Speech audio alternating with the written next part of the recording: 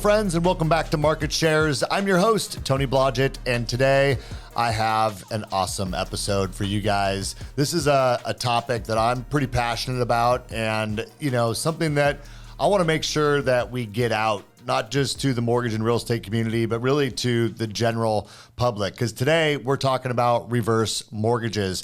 And I have Charles Butler with me here today. He is an expert at reverse mortgages and does a lot of training, a lot of classes, and obviously helps a lot of families navigate through what is probably one of the more misunderstood loan products out there. I wouldn't say they're the most challenging. I think there is a lot of paperwork involved, but they're not challenging to do, but they are misunderstood by a lot of people. And so my goal with this episode is to, understand a little bit more about reverse mortgages. Who are they right for? What are some of the, myths and stigma around reverse mortgages that maybe we can, uncover some truths here today and, just hopefully answer all your reverse mortgage questions. I'm hoping this is an episode that you might feel like sharing with somebody who you think is contemplating doing a reverse mortgage or wondering if it's right for them or someone in their family.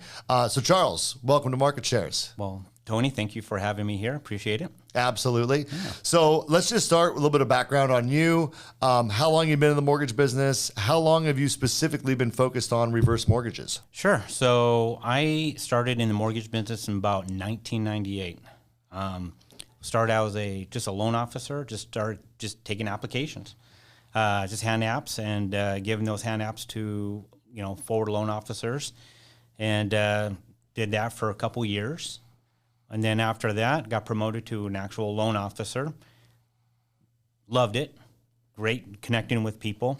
But I wanted something more challenging, so I went into underwriting. So I was an underwriter for 8 years for traditional loans, and went into wholesale for a couple years as well. And then I had a life change event back in early in 2020, and focused my whole life on my career on reverse mortgages. Okay. So about 5 years. About 5 years. Yeah. Perfect. Yeah. Well, we started around the same time. I started in 1997, so I got geez. you. I got you by just a minute. Or should be retired by now. Yeah, right? No doubt. Well, awesome. Okay, so 5 years, and you only focus on reverse mortgages then currently, correct? Yeah, correct. Yeah. All right, so let's talk about this a little bit. I personally believe that reverse mortgages are probably the most underutilized product in the mortgage industry. I would say the most misunderstood, but also there's so many opportunities where a reverse mortgage could be a right solution for a family.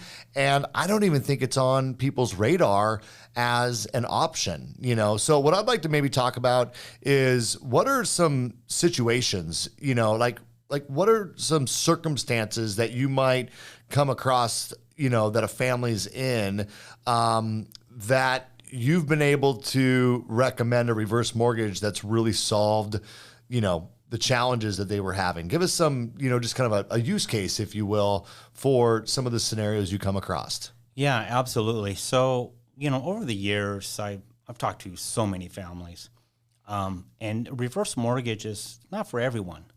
It's a unique product. So, and with reverse mortgages, they're really not FICO driven. It's all based on, your equity in the home. So the credit score isn't the most important factor, right? Yeah. Okay. So what I'm getting, what people or families are looking for is like, hey, I need extra cash. My retirement savings is running low. I don't want to ask my kids or, grandkids to help. I need some help. And, over the years, Social Security has been dropping. Their retirement savings have been dropping. Inflation's up. So, right now is the time to really talk about reverse mortgages. Yeah. Because it is a unique product. It's not a one last resort. It's not. Right. Not anymore. Well, I think one of the largest, especially for baby boomers, or our seniors, one of the largest assets they typically have is the equity that's in their home. Mm-hmm. People are staying in their homes longer, not just how long people keep each individual home, but the amount of years that people want to stay in their home past retirement age, right? This aging in place kind of a concept has really accelerated. I feel like even like since COVID, like people don't want to go into nursing homes. People don't want to go into assisted kind of living arrangements, or even frankly, they don't want to downsize and move into a condo where you would see a lot of people do that in the past. It's just not happening at that same clip. And so more and more people want to stay in their home. Maybe it's a larger family home, and they still want to have their kids and their grandkids be able to come over and have those family events. They don't want to lose the family home. But you're right. They have a ton of equity and they're in a really difficult situation. So let's talk a little bit about how someone can reposition their equity from just being really, one of the things about equity that people forget is, unlike most investments that you might have, it does not have a growing rate of return. So if I have, $100,000 of Bitcoin, in theory, that's going up, over time, historically. If I have $100,000 in the stock market, that $100,000 is growing and becoming worth more and more. When it comes to equity, the equity itself is not actually growing at all. Now, the house might be growing in value, so in turn, the amount of equity you have is growing, but that asset is not doing anything for you. It's just sitting there literally doing nothing. And the reality is if you repositioned that equity into paying off some of your debt, becoming debt free, and even helping to cover your mortgage payment, like with a reverse mortgage, the house could still keep going up in value, even though you're now repositioning this equity to really help give you the lifestyle that you really want. And in many cases, you really need, right? Yeah. So how does that work for a family that has a ton of equity? Maybe they have some debt and they need to kind of reposition things a little bit. How does a reverse mortgage help solve that challenge? So majority of the people now these days, even in their seniors in 70s, 80s, even 90s, have a mortgage on their property. So with a reverse mortgage, if you're able to refinance and pay off that existing mortgage, eliminate that mortgage payment, that creates extra cash flow for the homeowner. So I think that's important to know, that since these loans, reverse mortgages, are non-recourse, you'll never owe more than what the home is worth. Right. So that's the huge safeguard that protects not just the homeowner, protects the whole family. So later down the road, if something ever happens where the heirs come in, hey, they can either sell the house or refinance and pay off the existing mortgage. It's just like a traditional loan. The difference is that this mortgage is reverse. There's no mortgage payments. No mortgage payments at all. That gives them the extra cash freedom to do whatever they want. So if you think about your traditional mortgage, your home's going up in value, at least historically, they've been going up in value, let's say 4% per year. I mean, certainly recently it's been significantly more than that, but let's use a historical number that it's going up by, let's say 4% per year.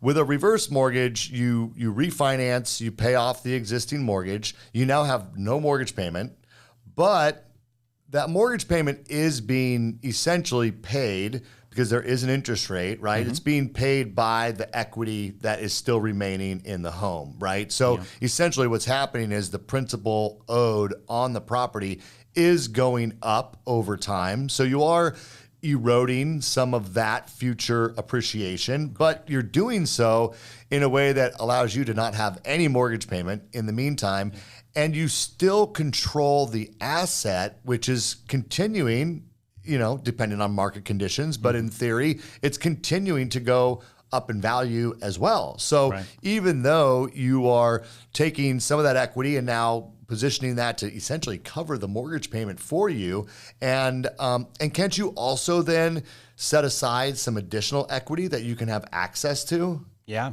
So one of the benefits about the reverse mortgage, you have a HELOC version of it, or do you have a fixed rate? So HELOC meaning home equity line of credit. Mm-hmm. So you kind of have a line of credit set aside that you can draw from in the future. Yeah, okay, absolutely. So, and the benefit about that, the line of credit has a growth rate feature built into that loan.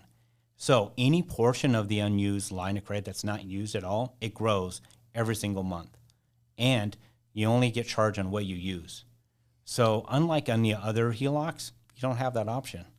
Then with this option, it has a line of credit that has a growth rate feature that's built into the loan. So you always have access to money when you need it the most. So when you say growth rate, you mean like if initially that line of credit is for $100,000, each year it's actually going to be, there's going to be more available to draw from as time goes on, right? That is correct. Okay, yeah. got it. Yeah. And then with a traditional HECM or home equity conversion mortgage, which is another name for reverse mortgage, with a traditional HECM mortgage, you'd be taking out the full amount up front, right? Correct. Okay. Yeah. Lump sum. A lump sum, yeah. And then, but you're then paying interest. Your house is paying the interest for you out of your equity, but you're then paying interest on the full amount versus what you've actually utilized. Correct. Yeah. Okay. Yeah. So now let's talk about who can apply for a reverse mortgage, because I've heard, originally it was only like you got to be 62 years old to be able to apply, but my understanding is there's some loan products that work even for people as young as 55 years old. In some states it's 55, but in majority of states it's 60 and on up. Okay, 60 and up. Okay, Yeah. Okay. And your traditional FHA, your HECM product, that's 162, right? Correct. Yeah, okay. 62. 62. So sounds like there's been a lot of there's new loan programs out there, that are outside of the traditional FHA. Yeah, more options. Absolutely. Especially with our proprietary products as well. You can go up to $4 million, which is great on a reverse mortgage. $4 million. That's amazing. So with no mortgage payments at all. Got it. So some people may be listening to this going, hey, I don't want to make a mortgage payment. Maybe a reverse mortgage is right for me. But one of the biggest limiting factors is you do have to have equity in the home, correct? Yeah. So can you is there a guideline you typically look at? Like at what loan to value, kind of where does someone need to be in their current mortgage balance versus the home's value in order to be a good candidate for a reverse mortgage? So what we look at is between 40 to 60%. Okay. Of equity in the home to really kind of do a reverse mortgage, because as a reminder, you're not making a mortgage payment, so that balance increases over time. Right. So it's got to cover that. So that's one of the safeguards on this loans is it's a non-recourse feature. So you're always going to be protected no matter what. If the value of the home is less than the balance of the loan, so it exceeds the property value, you never pay that difference. So as an example, like let's say someone took out this loan when they're 62 years old, right? Mm-hmm. As soon as they're eligible for the loan, let's say with a standard HECM, but let's say they live to be 110. And let's say for some reason in the meantime, home values didn't go up. They went down. Yeah. And so if you live to be, 110 years old and, that thing's you're not having a mortgage payment for that whole time. And then if something crazy happened and home values went down during that time, you could see where in a unique circumstance, someone technically could owe more on the house than it's worth. But what you're saying is at that point, when you sell that home, there is no recourse. You don't owe that negative balance. It just basically, you just walk away from it at that point. Basically, yeah, because that mortgage insurance covers it. Or your heirs walk away from it, right? And I think that's one of the things, right? Correct me if I'm wrong, but a lot of times we have, the kids of, you have the parents looking to maybe do a reverse mortgage, and the kids going, well, hold on a second, this is just gonna, I was promised, that I would inherit this house at some point, and so the fear is that, mom and dad are going to be stripped of all their equity. We're going to lose this house. It's no longer going to be an asset for our family. And the reality is that is possible, right? Yeah. I mean, if they live long enough and, they've deferred these mortgage payments essentially and use the equity to pay them, it could erode the majority, if not all, of the equity of that home. But the trade-off was your parents got to live debt-free with no mortgage payment for the remainder of their years. That's the whole goal. Yeah. That's the whole purpose of these loans. Yeah. It's the age in place. But if someone does have, let's say they're at 50% loan to value, so they have an $800,000 house, they owe $400,000 on it. They do the a little bit of additional line of credit, but let's say they don't draw on the line of credit, just there as a cushion, as a reserve. So they take out $400,000. You'd be able to show them, look, if you're 62 now and you live to be 85, this is where you would be. The house would keep going up in value. Chances are there's still some equity left in that home, and their heirs could list and sell that home like you traditionally would. The balance would get paid off, and any equity would still go to to the heirs, or if they inherited the home, they could just refinance it at that time to pay off whatever that existing debt was, correct? Absolutely, 100%. Yeah. Okay. Now, when you guys do a reverse mortgage, do they get some sort of a schedule that shows them like approximately what their equity would continue to look like over time? Yeah, so we actually, every client gets a proposal packet. Inside that proposal packet includes a comparison page, which outlines 4 to 5 different programs. It's an option for them. But also included that proposal package is called the amortization schedule. And that amortization schedule is so important because it really outlines what you owe, let's say, 10 years from now. So what the balance of the reverse is, what your home's going to be worth approximately. These are just estimate numbers, of course, but later on down the road. So it kind of outlines for the client is what could happen with your reverse mortgage in 5 or 10 years. That document, which is the amortization schedule, is such a key. And that's what I use to propose it to my clients. So it gives them a breakdown, exactly what they could be owing in 10 years or 5 years. And they can refinance at any time. They can get out of the reverse mortgage any time if they feel like it. But majority of the clients, they stay in it just because there's no mortgage payment. Right. The whole object of this product is to eliminate and pay off debt and live comfortably in your own home, without bothering your kids or bothering your heirs or grandkids. Hey, can I borrow money? Hey, you have the equity in the home. Why not use it? So if there was a scenario where someone had, a lot of equity in their home, but they also had some debt, because the reality is a lot of seniors are still carrying a lot of debt. And especially if, they've been on retirement for a while, like you said, maybe their retirement is run out. Social Security is not really keeping up with inflation, and the cost of living. So maybe they've been using some credit cards and doing some other things to get by. And so if someone has enough equity in their home, you could structure this to where they pay off the existing mortgage. They could pay off a vehicle. They could pay off some credit cards. If there's enough room, they could still establish like a line of credit, right? Yeah. And then all that debt, it's consolidated in their home, and there's still no mortgage payment. Still no mortgage payments. Absolutely. And it's non-taxable either.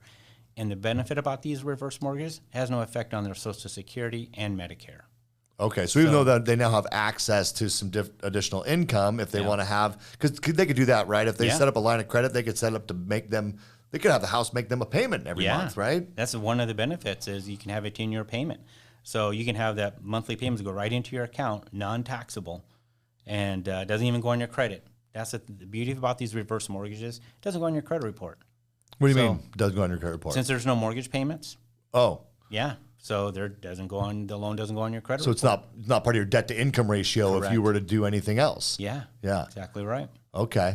So look, I mean, if someone even was thinking about buying a second home or something, right? I mean, you could do, you want to be a snowbird, you want to go to Arizona, you want to keep your home here, like we live up in Washington, you could do a reverse mortgage on that. You could free up some equity, and then depending on the rest of your income, you could still qualify to purchase a second home as an example and not have any housing debt. Yeah, because there's no restrictions on how you use the money. Okay. So once that goes right into your account, you can use it whatever you want. You can purchase a home, you can, a lot of clients, they take some of that money, maybe purchase a little tiny home, put it on their little property, put extra income on it. Sure. Why not? Sure. Build like a detached ADU or something, generate more cash flow. Yeah. Yeah.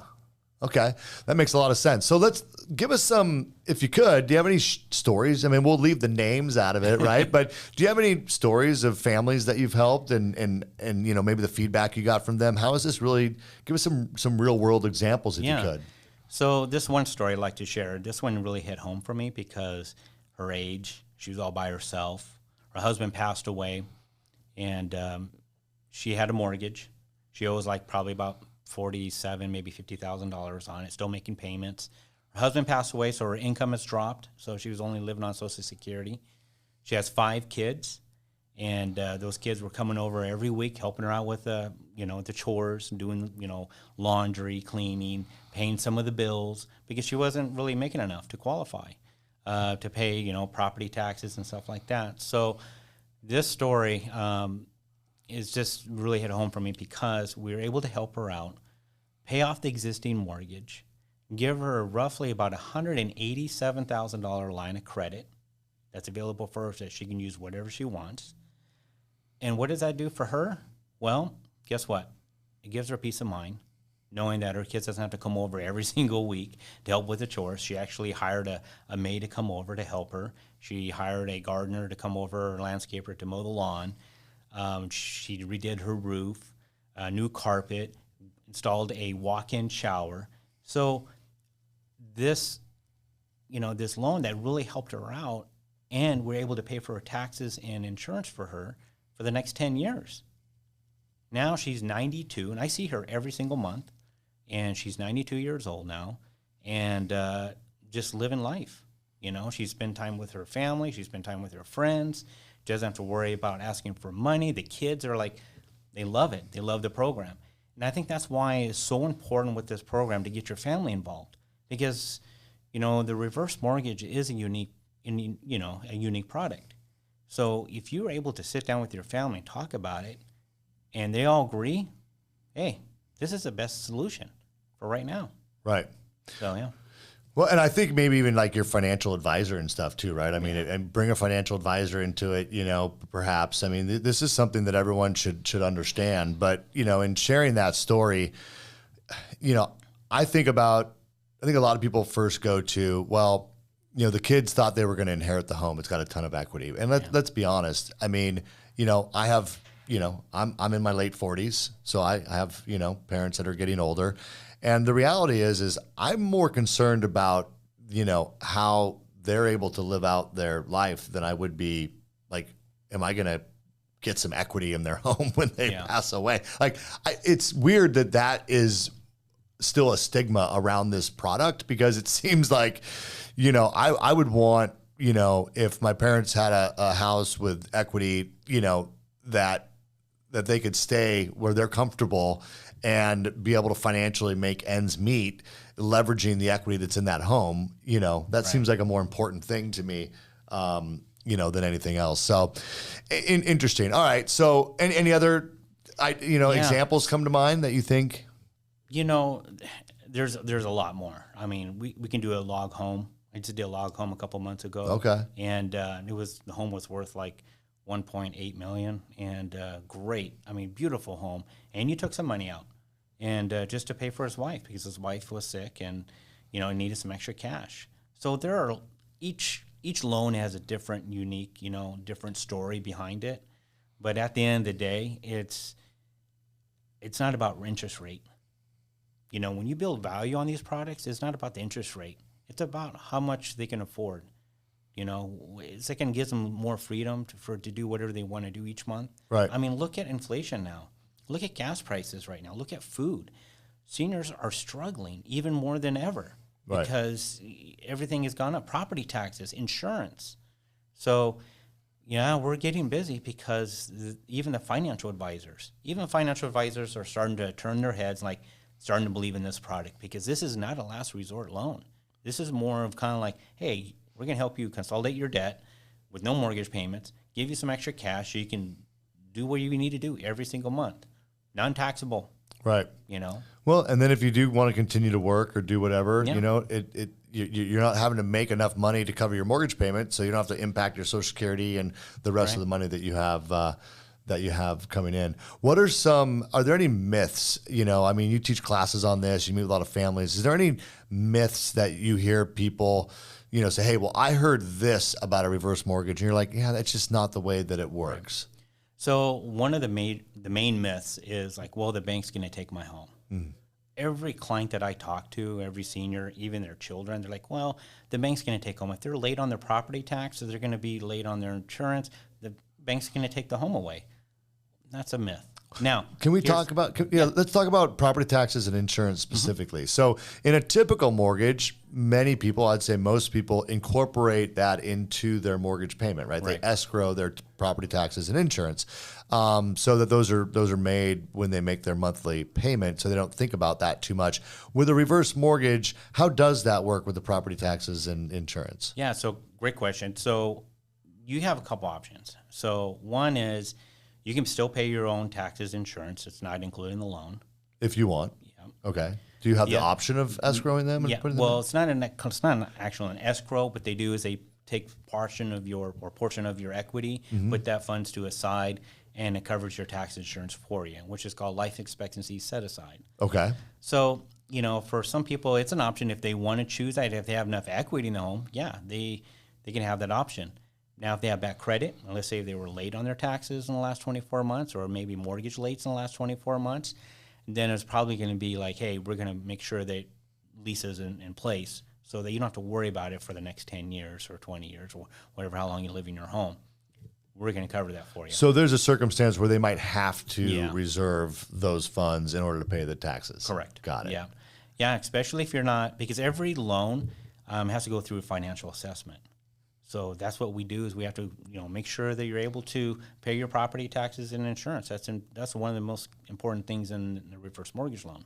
Right. So if you're not paying that, then we're going to set some funds to a side, and which you'll get a monthly statement every single month to know where your balances of your loan is, where your funds are going. So even though there's no mortgage payments, but at least you know that your property taxes and insurance are covered for you. Gives you peace of mind. So I would imagine then there could be a scenario where someone has just enough equity to be able to pay off their existing mortgage and do a reverse. But if they don't have the income coming in to cover their taxes and insurance, nor do they have enough equity where they could set up that reserve account, that person may or may not qualify for the reverse, true. Right? Yeah. Okay. And that's the toughest part about these reverse mortgages, what breaks my heart, because the equity, these reverse mortgages are all based on equity. So since there's no FICO score requirement on these, it's all based on residual income, how much money is left over after you pay off all your monthly debt. Right. So if there's not enough equity to cover that taxes and insurance, unfortunately, sometimes we're not able to help that client out. Right. And that's not much we can do. Now, if they have financial reserves, would that be something that would be considered that they could use for the future taxes and insurance? Yeah, I mean, if they have other assets and stuff, we can use that. Yeah, Okay. Definitely. Or income, of course, Social Security or pension or other stuff like that. Absolutely. What about employment? I mean, I'm assuming some of these folks are still working, right? Yeah. Still full time, so you could include, employment income. Yeah, that helps their situation even more. Yeah. So absolutely. Okay. Well, yeah. Look, to me, this was super helpful because, as much as I'm not the kind of person who's afraid of reverse mortgages. I think that they do more. I think they help more people than they harm. I don't really think they harm anybody. I think you're right. They're not the right solution for every family, but I think there is a lot more people that should consider this option before they decide, what else to do. I mean, I could even see a situation where someone, might, think about, hey, I want to take, I do have some money set aside and I want to be debt free when I retire. I don't want to have a mortgage payment. So a lot of people would take all their reserves and pay off their mortgage so they can be no mortgage. But the reality is that now you have no mortgage payment, but you have no way of accessing that money. At least if it was, liquid over here and you needed it for an emergency or for some life situation or even to live on, as income, you have access to it where once you pay it down on your mortgage, on your house, and you pay off that mortgage, I guess you could go apply for a reverse mortgage maybe later and get it out. But for a lot of people, it might be a better solution to just put a reasonably sized reverse mortgage in place, right? Have a line of credit set aside, keep your assets in the bank as an investment. So now that's growing, continuing to grow if you invest it properly. And where we talked about equity doesn't have its own rate of return. Right. So, I just think that there's a lot of strategic situations that people would make different decisions if they understood this product better. Yeah, and that's all about educating. And it's not about sales. It's just educating people. Even financial advisors and realtors. You talk about classes, which I do, and that is teaching the realtors on how to use these programs to purchase a home. And then that's, if you have a client that's looking to right size, what I mean by that is downsizing or trying to find their home or even upsizing, they can do a HECM for purchase. So purchase a home and no mortgage payments at all. So why not? Right. I'm glad you brought that up because I wanted to ask you about that. So let's just talk through, and I want to wrap up here shortly, but let's just talk about the reverse for purchase really quick. So let's talk about a scenario that people can wrap their heads around. So let's say that I bought my house, 10 years ago, and I owe, $400,000 on it, let's say, and it's worth $1 million. Okay. So I got $600,000 of equity in that home. And it's just a traditional home, but it's too big. It's too many square feet. I don't need that size of a home, but I also don't want to go into an apartment, Right. So I want to buy another home, maybe for, let's say $600,000. So how would that be structured? Give us some examples, just round numbers. Like how would a family purchase that loan with a reverse? What would that look like? So a couple things you can do. So if you already have a home in place or in mind that you want to purchase, the good news is that you can do back-to-back loans, which means is that you can sell your home at the same time, get a reverse mortgage, and purchase the new home. And whether it's downsizing, upsizing, or just I call it right-sizing. So you take some of that money from the loan proceeds from the current home that you're selling and use that money as 40 to 60% down, let's say, and purchase the new home. Okay, so let's just put that in numbers. So I'm buying a $600,000 house. I would put approximately $300,000 down, right? 50%, let's say. Yeah. So if I put 50% down, I put down $300,000, and I just walked away with $600,000 from my house, and now I got $300,000 I could put in the bank. I got $300,000 I could put as a down payment, but structure as a reverse purchase and have no mortgage payment on that. Correct. Yeah. So no mortgage payments whatsoever. So FHA will come in and say, okay, well, based on your age and based on the interest rate and based on the purchase price, we're going to lend you this amount of money, and then you're going to have to come in with the difference. So just like you said, $300,000 going right in there. Then the rest of it comes with the reverse mortgage, no mortgage payments, and then again, you're still responsible for property taxes and insurance. Now if you want to have that included, let's say you want taxes and insurance included in the reverse. Then, of course, depending on the situation, you may have to come in with a little more down. Yeah. And I assume that the younger I am, the closer to 62 I am, the possibility is you might need a little more than 50% down, especially if you wanted to establish that reserve account. They look at the average life expectancy, Correct. right? That's kind of the factor that they use. All right. Well, that makes a lot of sense. So purchasing, downsizing or even right sizing, and maybe even it's a similar valued home. It's just one that's a lot less maintenance, right? Yeah. Maybe you live on acreage and you have all the, yard maintenance and things of that nature. And you're like, I don't need all that stuff. But, the house I want maybe is closer to the city, closer to, the stuff that's important to me, or closer to my family. But it's the better fit for us. Right. It could even be a similar priced home and you could still use that, depending on the amount of equity. All right. Yeah. Well, so reverse for purchase. Don't forget about that one. Yeah, that's big. Great product. That's big. All right. Yeah. Well, Charles, look, I appreciate you coming on today and having this conversation. To our audience, I hope this was helpful. My goal was really just to have, a real world conversation, right? The kind of conversation you might have with your parents that might be aging, or with someone who just really doesn't understand the circumstances under which a reverse mortgage might be the right fit for a family. So I hope this episode gave you some clarity. If you do have questions, you can reach out to Charles. Charles, what's the best way to get a hold of you? You can call me, or you can also email me. Okay. Yeah. Okay. Yeah. Charles.butler@navinc.com. Okay. Or 360-489-9317. All right. Licensed in 5 states. Perfect. We will, and one of them's up here in Washington, right? Yeah. So you're based in Washington, Olympia, Washington. We'll put that information on the screen so people can, or down in the comments or somewhere.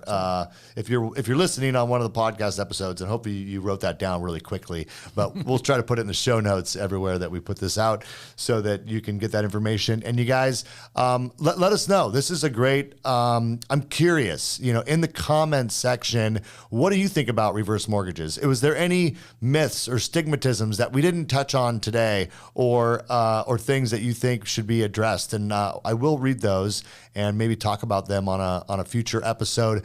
And remember, Market Shares brings you all sorts of different information. Today it's reverse mortgages. Next week we might be talking about a market update, what's going on with interest rates, what's going on with the CFPB. We might have other great interviews on here. So if you don't want to miss one of those episodes, you can subscribe right here to Market Shares, and you will see a new episode come out every single Friday morning at 10 a.m. Pacific time. And until then, take care.